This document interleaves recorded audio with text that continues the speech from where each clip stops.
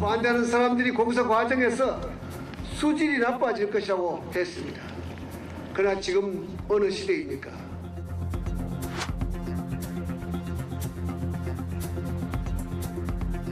간독성 물질이고 최근 연구 결과를 보면 이제 생식 독성, 정자수 감소도 나타나고 있기 때문에 저희가 굉장히 주의해야 될 독성이라고.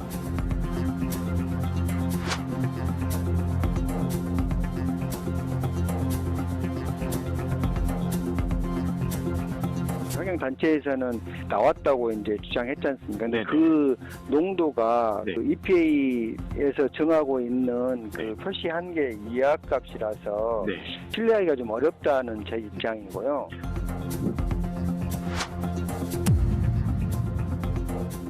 여러분 안녕하십니까? 시사포커스인 조경건입니다.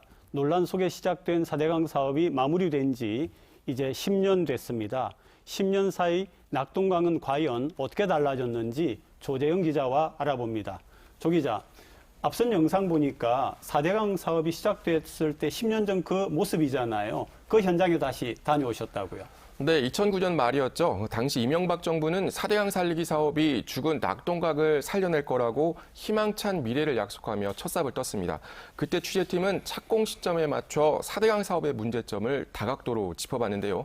당시 촬영된 영상을 보면 낙동강이 지금은 어떻게 변했는지 한눈에 확인할 수 있습니다. 2009년 12월 4대강 사업 중 가장 규모가 큰 낙동강 살리기 사업의 준공식이 열렸습니다.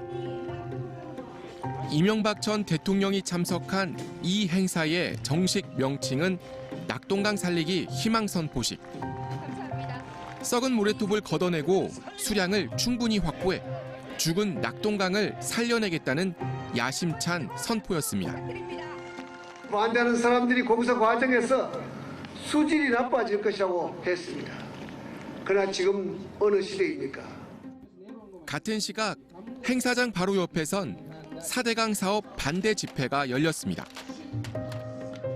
4대강 사업의 핵심은 강바닥에 쌓인 썩은 모래톱을 드러내고 대용보를 설치해 13억 톤의 물을 가두면, 다시 말해 물그릇을 키우게 되면 홍수나 가뭄 예방은 물론 수질도 개선할 수 있다는 거였습니다. 22조 2천억 원의 예산을 들여 2년여 만에 사업은 마무리됐는데 그 결과 낙동강에만 8개의 대형보가 설치됐고 3억 3천만 세제곱미터의 강바닥 모래가 준설됐는데 그 양은 25톤 덤프트럭 2,060만 대 분량입니다.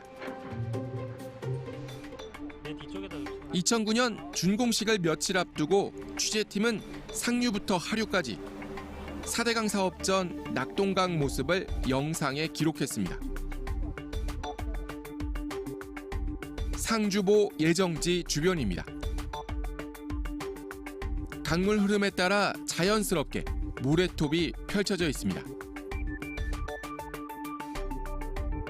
모래톱이 쌓여 만들어진 하중도엔 고라니들이 강가로 다가와 조심스레 물을 마십니다. 환경단체는 사업 시작 때부터 낙동강에 대형보가 들어서면 유속이 느려져 녹조가 발생할 걸 우려했습니다. 그래서 그런 부분이 정체가 되면은 부영역량화가 일어나고 그래 되면은 녹조가 일어나는데 녹조는 이제 한번 발생하면은 잘 사라지지 않는다는 게 위험하죠. 그러니까 우리는 녹조는 제거할 수 있다 생각하지만 그 절대로 안 되는 거죠. 10여 년이 지난 지금 같은 곳을 다시 찾았습니다. 드넓던 모래톱은 모두 사라졌고 더 이상 흐를 수 없는 강물은 제빛을 잃었습니다.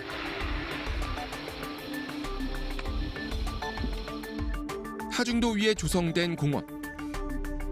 찾는 사람은 거의 보이질 않습니다.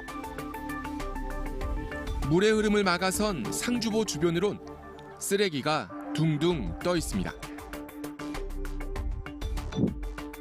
철새 도래지로 유명했던 경북 구미시 해평 습지입니다. 12년 전만 해도 이곳에선 철새들이 여유롭게 한철을 보냈습니다. 하지만 지금은 마치 깊은 수심의 호수처럼 변해 더 이상 철새는 찾아오질 않게 됐고 습질한 이름도 사라졌습니다. 경남 창녕 함안보 공사 현장 인근입니다. 물막이 공사가 한창인데 도로 한편엔 4대강 사업 찬반 단체들이 내건 플래카드가 걸려 있습니다. 아직 물막이가 모두 끝나지 않아 강물은 유유히 흐르고 있고 이때만 해도 강은 본연의 색을 유지하고 있습니다. 조금 더 하류로 내려온 지역. 흐르는 강물 옆으로 철새 한 마리가 여유를 부리고 있습니다. 10여 년이 흐른 뒤 같은 장소에서 바라본 지금의 모습입니다.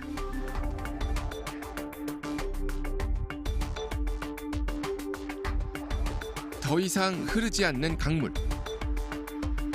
물론 이곳에도 철새는 이제 찾아오질 않습니다.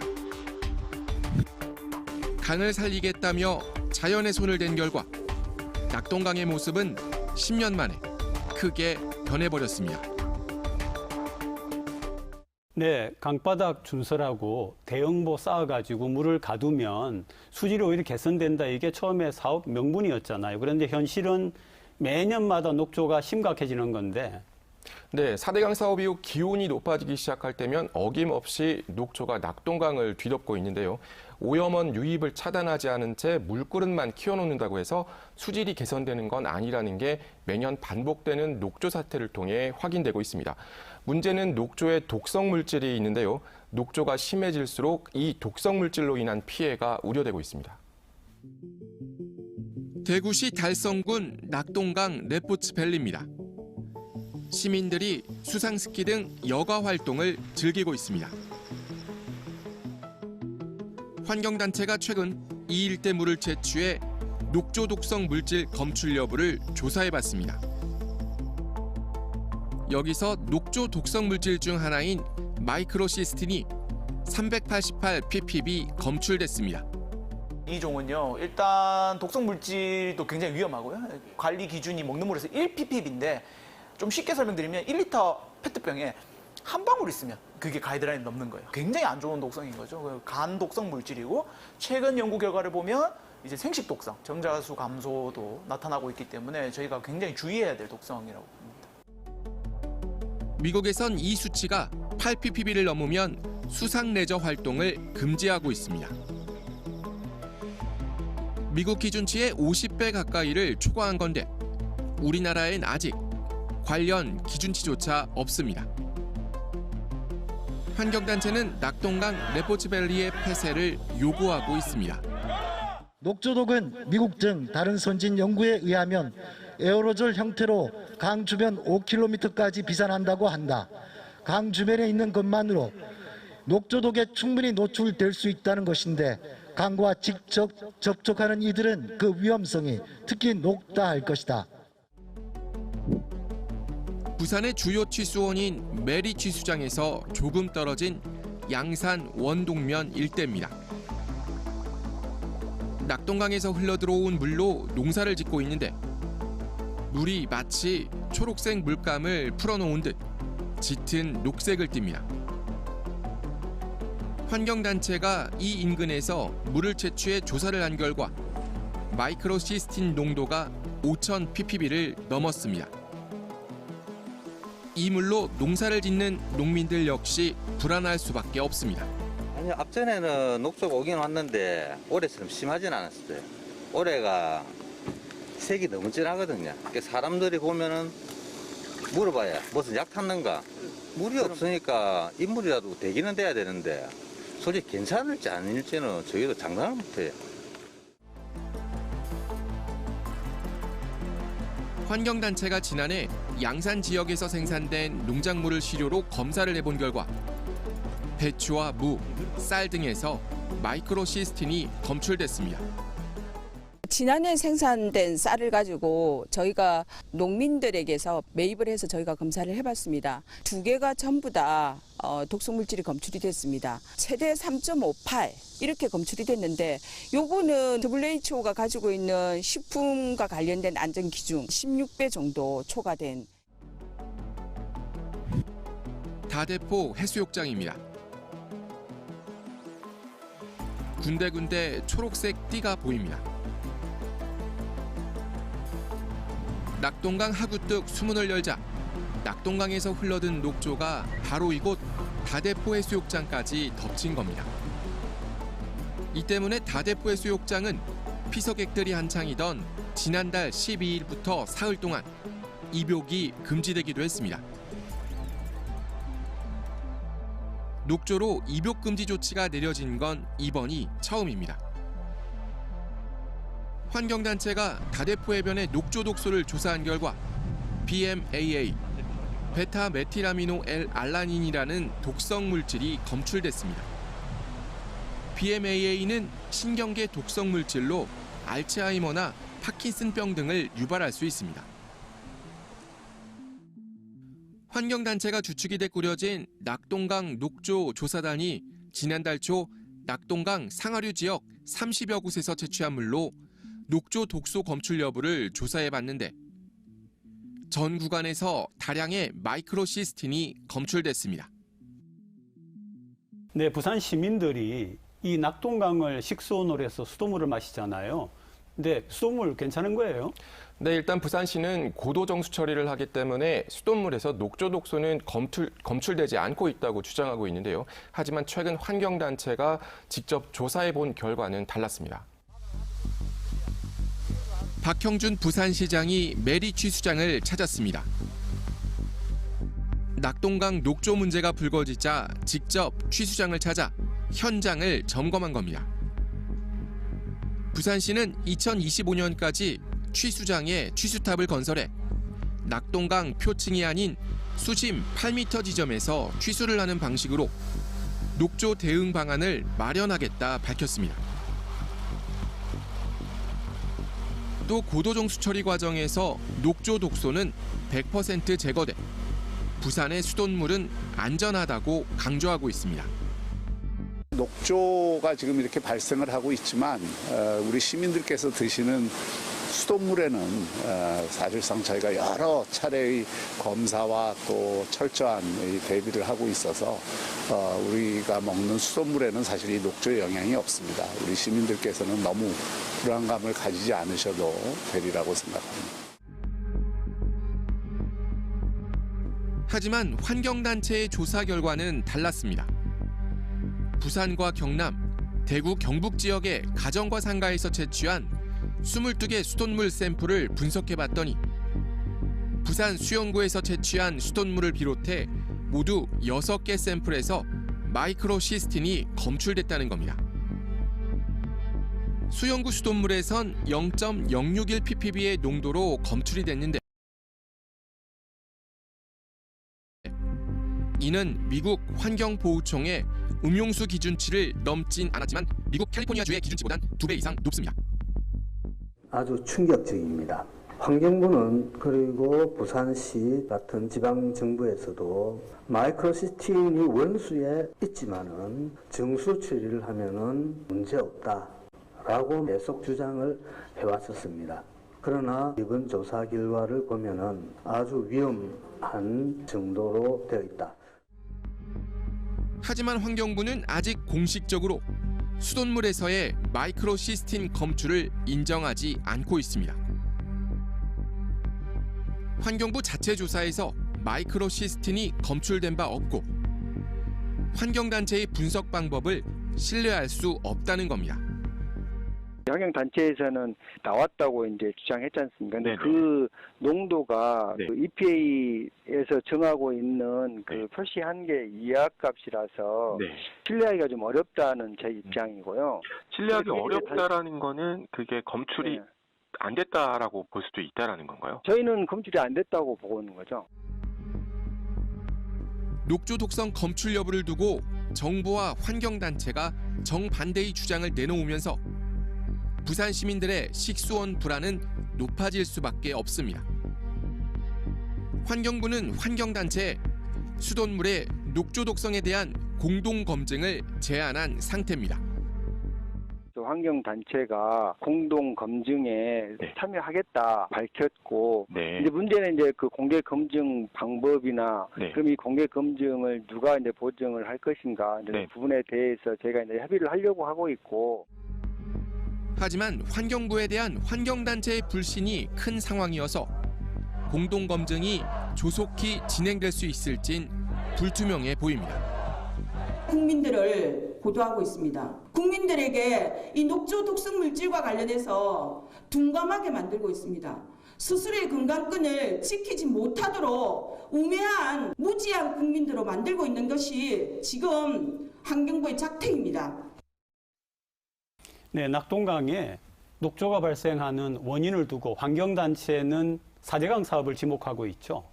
네, 이명박 정부는 4대강 사업으로 물그릇을 크게 만들어 많은 물을 가두어두면 수질이 개선될 거라고 했는데요. 하지만 지난 10년 낙동강이 변화된 모습은 이런 주장이 틀렸음을 보여주고 있습니다.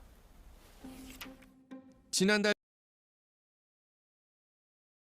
초 촬영된 낙동강 모습입니다. 합천 창녕보 인근. 강물이 온통 초록색입니다. 녹색 물감을 마구 풀어놓은 것 같습니다.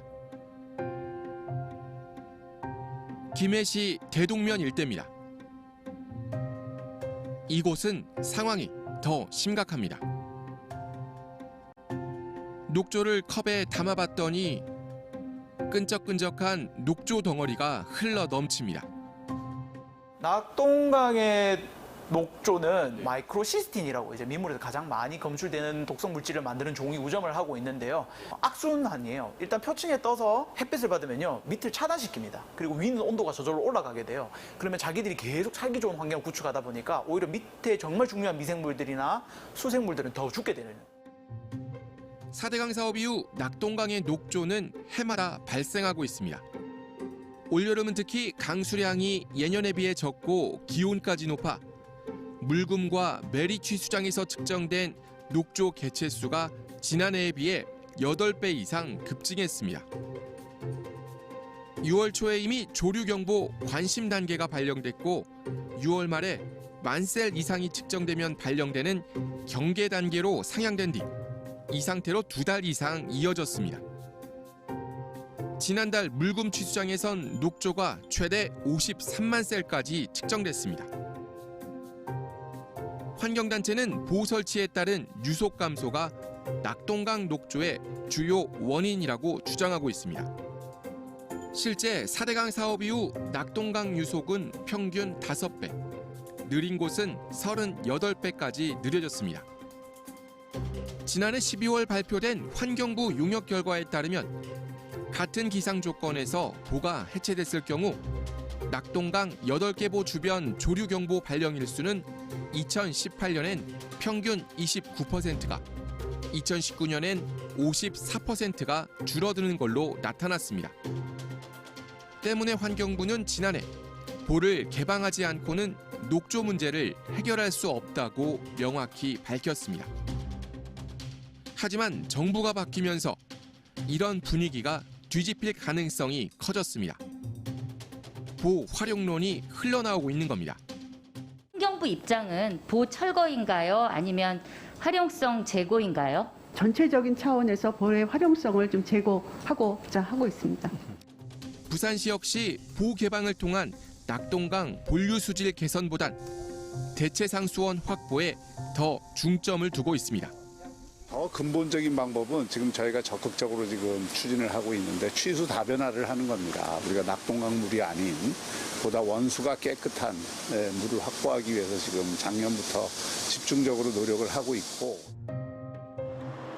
하지만 이 대체상수원 확보 역시 빨라야 2028년에야 가능하고, 대체상수원을 확보한다 하더라도 여전히 부산 시민이 필요한 수돗물의 절반 가까이는 낙동강 본류에 의존해야 합니다.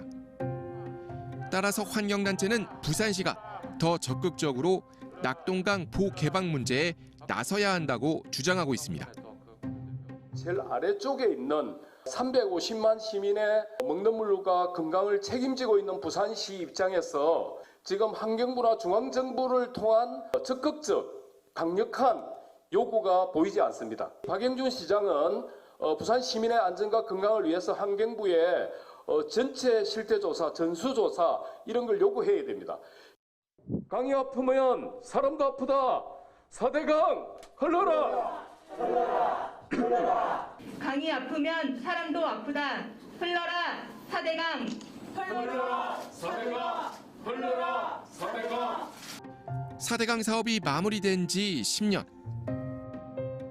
낙동강을 살려내겠다던 희망찬 약속은 녹조로 뒤덮인 낙동강 어디에서도 찾아볼 수 없고 부산 시민의 식수 불안만 더 높아졌습니다. 수질도 수질이지만은 보가 가뭄이나 홍수를 막아주는 역할을 할 거다 이런 주장도 있잖아요. 네, 하지만 낙동강 본류는 4대강 사업 이전에도 홍수와 가뭄에 대비해 이미 97% 정도 정비가 이루어진 상황이었고요. 따라서 환경단체와 전문가들은 홍수 가뭄 대비를 위해선 본류가 아닌 지천 정비가 필요하다고 주장해왔습니다. 실제 행안부의 홍수 피해액 집계를 보면 4대강 사업 전후 모두 80% 이상이 낙동강 본류가 아닌 소하천 주변에서 발생한 피해였습니다. 네, 조 기자 수고하셨습니다. 물은 우리 사람에게 가장 중요한 요소입니다. 그렇기 때문에 정책과 대책이 항상 신중하고 면밀해야 합니다. 오늘도 시청해 주셔서 대단히 감사합니다. 다음 주에 또 찾아뵙겠습니다. 고맙습니다.